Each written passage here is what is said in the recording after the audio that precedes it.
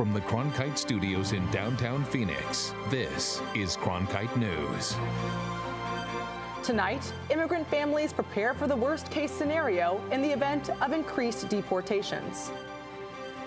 Also, organizations gathered to get Senator Martha McSally's support for an international climate agreement. And thousands of athletes join for the biggest obstacle race in the world. But this isn't just about competition. Cronkite News starts now. Good evening and welcome to Cronkite News on Arizona PBS. I'm Kyla Wilcher. And I'm Owen Evans. Thank you for joining us. President Donald Trump announced on Twitter that Immigration and Customs Enforcement will start deporting millions of undocumented immigrants currently in the United States. The tweet caught many in the immigrant community by surprise and has people asking how exactly the president's order will be carried out. Cronkite News reporter Bain Froney spoke with local immigration attorneys today to get more details. Bain? Both attorneys I spoke with say it's an unusual move by a president to make this kind of announcement, especially on social media. However, they caution people who could be affected need to make plans in the event that they are deported. It places people on alert that shouldn't be on alert.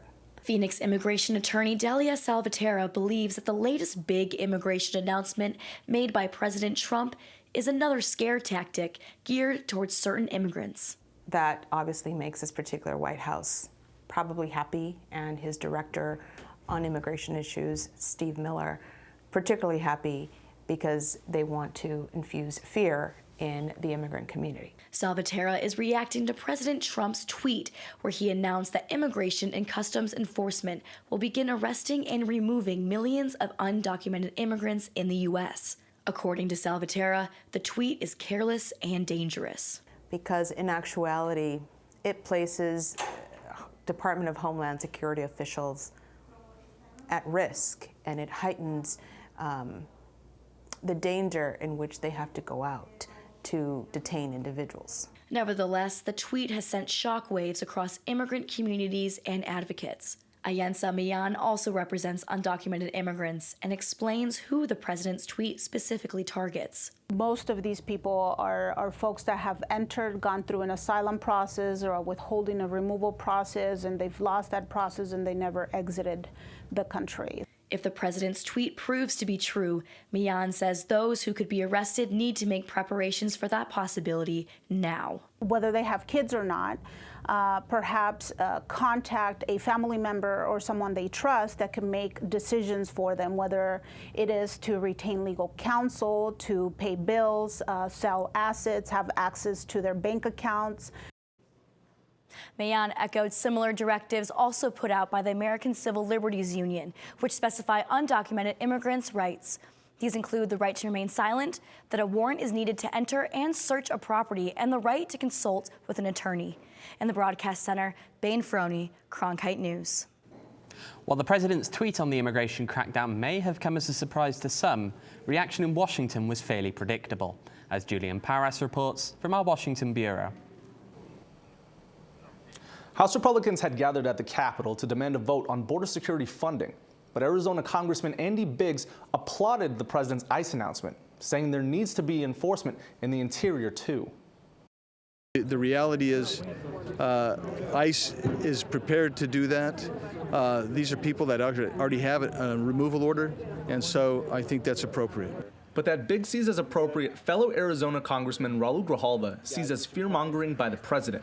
In a tweet, the Tucson Democrat said the president's plan would rip families apart, and he called instead for real solutions that uphold our values and hashtag keep families together.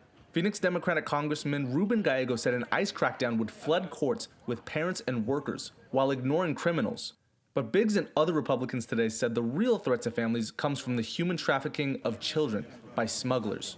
They're selling these children, they're recycling these children, and if we enforced our laws, then they're not going to try and cross the border. Those kids are going to be safer.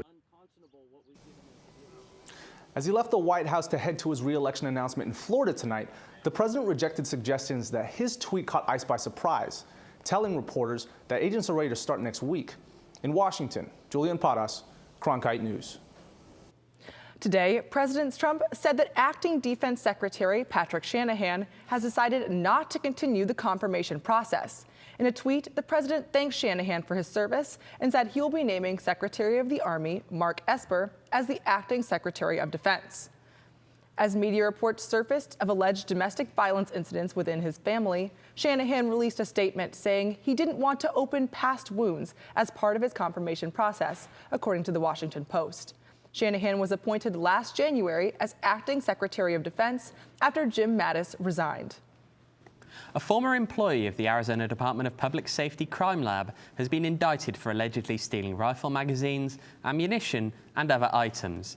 Todd Whittard was arrested in April and indicted last month on charges of theft and fraudulent schemes and artifices.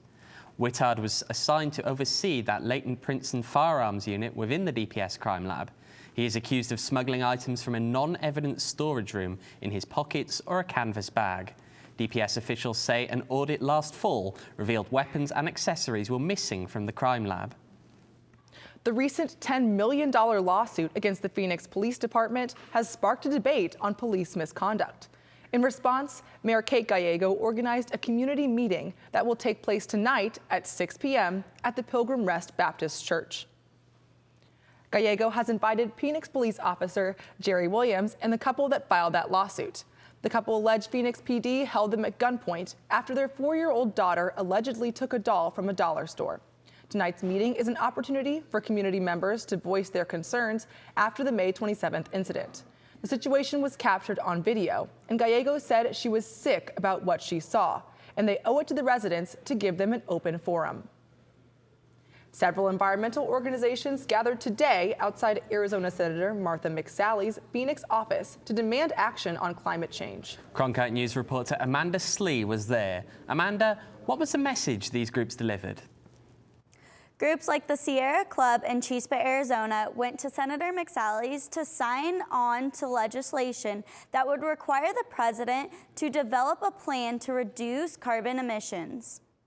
We're sending a message to Senator McSally that we would like her to act on climate. Climate action groups in Arizona delivered a thank you card to Senator Kirsten Sinema for co-sponsoring what's called the International Climate Accountability Act.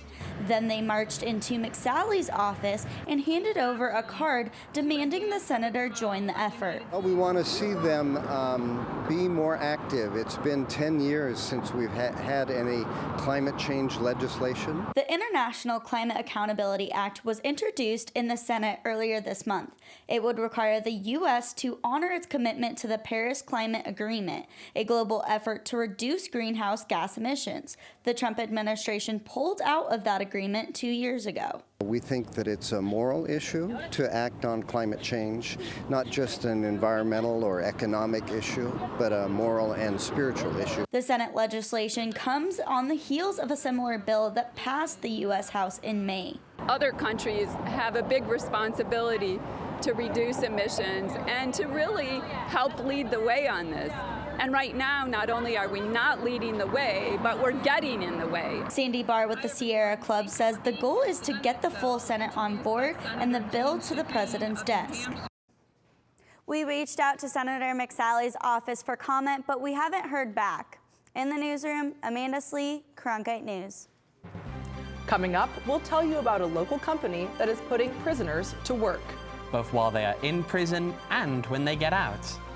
The company even provides housing for workers and says the program, which has helped dozens of former inmates, is a win-win.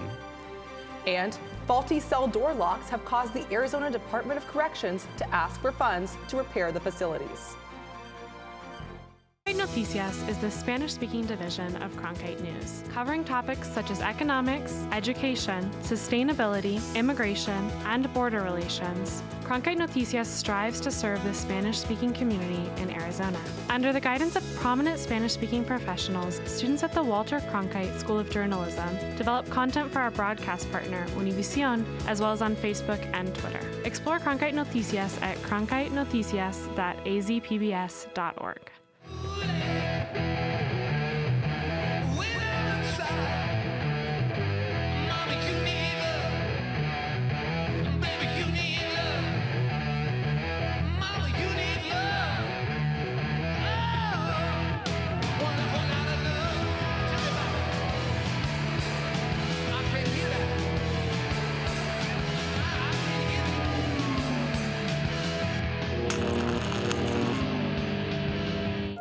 by the year 2050, there will be more plastic in the ocean than fish. Before Professor Halden, I had an insane amount of passion, but I almost felt helpless because I didn't know how to use it. Professor Halden gave me a chance to make a difference. Being at a place like ASU allows you to take these big leaps. Ultimately, the biggest problems in the world cannot be solved alone.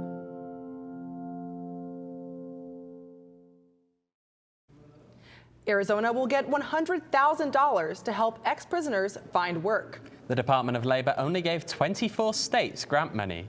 The goal is to keep ex-offenders from returning to prison by helping them secure employment. One program that's been helping inmates transition into the workforce is through Hickman's Family Farm. For decades, the farm has offered prison inmates the opportunity to work while incarcerated. The company recently expanded that program by giving inmates a place to live and work once they're released. We learn more in a piece produced by Nick Serpa, Skyliana Dosier, Heather Airsey, and Justin Stoneking.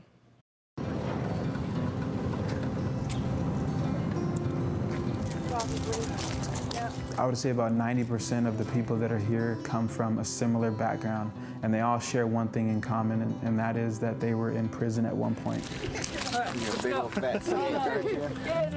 Whoa!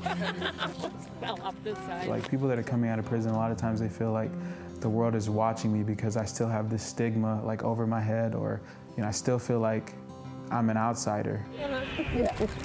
I love you, baby. I love you too. You see a lot of guys that come out and right out the bat they're homeless, and they're trying to find a place of stability, and then that doesn't even include finding employment. Hickman's Family Farms is probably the largest egg producer on the West Coast, producing about 10 million eggs a day. We have the group of inmates that are currently working at Hickman's during their incarceration.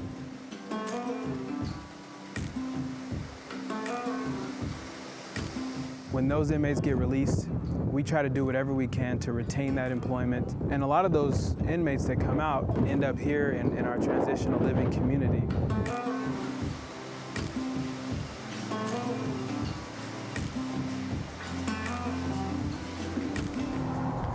Get your first key assigned to you, huh? Yeah, first one in years. I still have your old keys at home. Let's just go see. Oh, it's cute, Mom. It is cute. The year and a half before I got arrested, I kind of took a turn for the worst. I've always been responsible and handled my life very well. I took care of my responsibilities and my kids. The person I was before was very angry, very mean, just selfish and self-centered. Doctors prescribe prescription painkillers for just about anything, and I was really in a depressed state and got addicted, and I caused a lot of damage. Going to prison that time definitely opened my eyes to needing to fix the mental health problems before everything else. I'm still very nervous and anxious, and I'm shaky, a little overwhelmed, but it's all good feelings. I'm happy, and I just want to start rebuilding. What is your favorite part of this apartment? The bed. My favorite part of the apartment is the bed. While I was incarcerated, I worked for Hickman's. I worked a retention job. I ended up leaving with over $10,000. Leaving prison with money was huge. I even sent child support home when I was in prison, which is something I could not have done without this inmate program. When I ended up getting employed in prison with Hickman's, my ex-husband had needed help with the bills. And it felt really good to be in prison and to be able to say, I can pay those for you. The first moment Aaron told me those apartments were ready, I think my things were already packed. Getting out of prison, your family's a little bit standoffish. They want to make sure that you're not going to make the same mistakes that you made going in. And the reason why they were okay with the Hickman housing is because they offer counseling, a work program, it's right there on site. The best support I have are the people around here. There's so many good people here just striving to get their life back. If I bring someone in here, I want them to be as successful. I want them to go to the moon if possible. I can say to myself oh wow, that person was really worth helping. you know, make good decisions and good things will happen. It's true. Everything has fallen into place. Mine and my husband's relationship. Since I've been out, we actually look for things to fight about, and we just can't do it. What drives me now is I have goals. I have so many goals, and my kids are pushing me. I want my family back. That's the most important thing to me. I have 3 little boys that need their mom, and they are my drive. They're my motivation, and they're gonna keep pushing me to go. So, oh, and I'm gonna cry.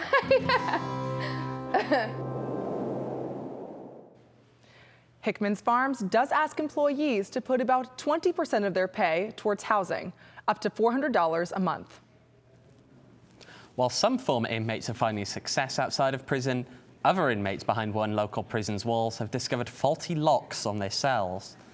Now, the Arizona Department of Corrections received approval to start the first phase with a budget of almost $46 million to replace these faulty cell door locks. The money would also be used towards fire alarms, suppression systems, and air conditioning. The request comes after inmates at Lewis Prison, just outside of Phoenix, could open their cell doors and attack correction officers and other prisoners. The Yuma Prison reported similar issues at their facility and plans to start working on them in summer of 2020. Officially announced as a dark sky park, the Grand Canyon National Park is celebrating.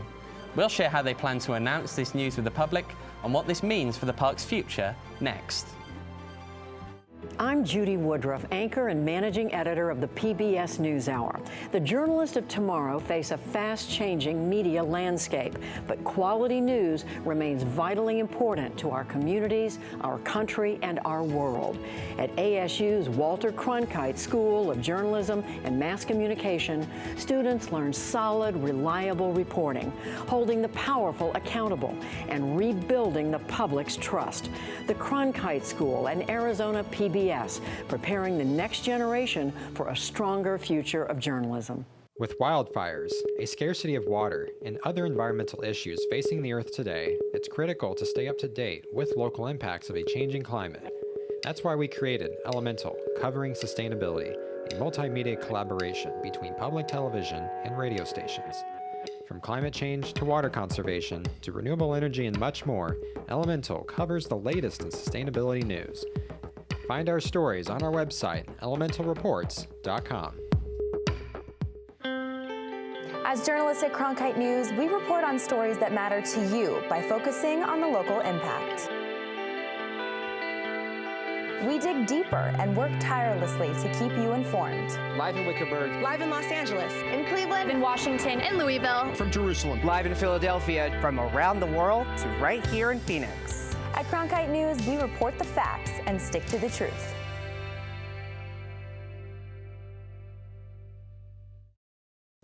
The Grand Canyon is a great place to view the sky because it's so dark, but it's also a great place because it's kind of mysterious. You're at the edge of this mile-deep chasm. When you look down, there's this canyon that goes down. You look up, and you have dark skies with stars and planets shining brightly.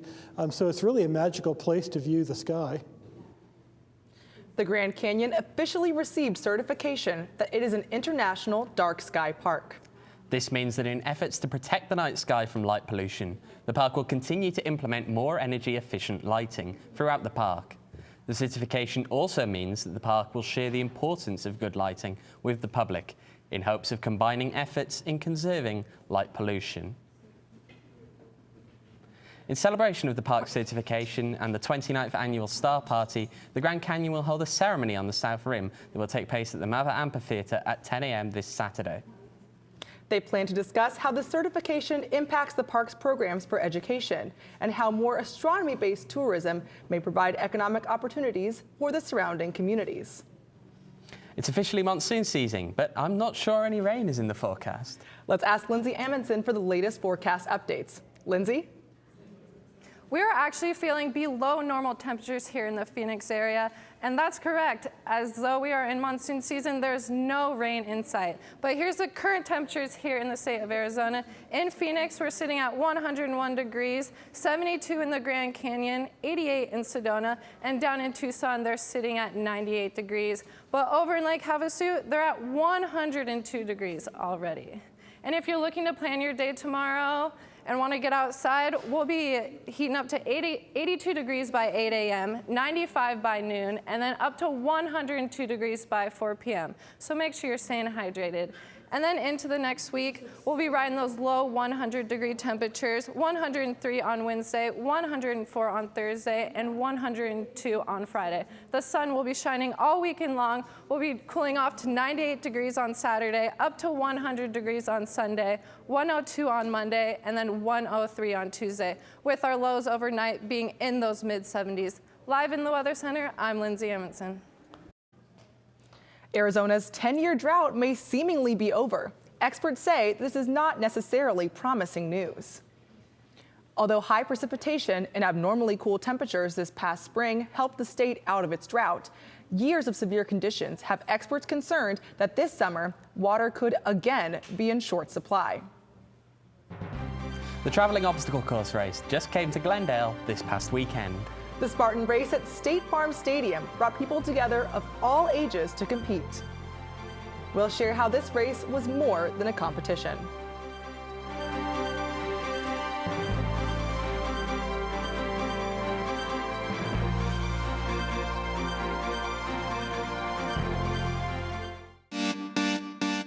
Stay in the know on the go. At Cronkite News, we work hard to report the facts and keep you updated, whether we're on set or on the scene. Taking it from the studio to the field. So I'm here in South Phoenix. In Phoenix, we're just a click away. Follow us on Facebook and Twitter, or find us online at cronkitenews.azpbs.org.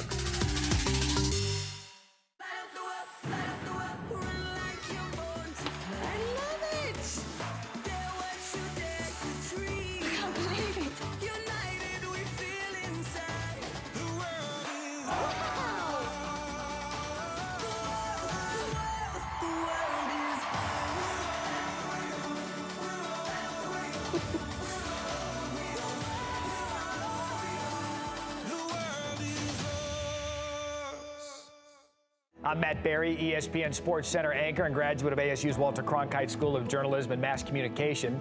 With its bachelor's and master's degrees in sports journalism, the Cronkite School is preparing the next generation of sports journalists to tell stories that matter, stories that excite, inspire, and inform.